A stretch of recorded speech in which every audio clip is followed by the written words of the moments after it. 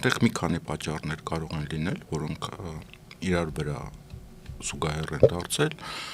Բնականաբար առաջերտին դա Շվեյցարիայում վեհապարի ունեցած ելույթն էր, այսինքն այն ելույթը, որը պետք է ունենար Հայաստանի ղեկավարը, բայց քանի որ մենք հակառակն ենք տեսնում եւ արգելված են մի շարք խնդիրներ, Արցախի հայաթափման հարցը, հուշարձանների հարցը, որ Արցախում ոչնչացվում են, գերիների կամ պատանդների հարցը, որոնք բախվում են, նրանց դատում են եւ կտանքների են ենթարկում։ Եվ էլի մի շարք հարցեր։ Այդ հարցերի մասին Շվեյցարիայում վեհապարը հրապարակում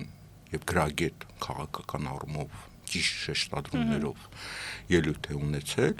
որոնք համապատասխանում են միջազգային բոլոր կոնվենցիաներին, օրենքներին,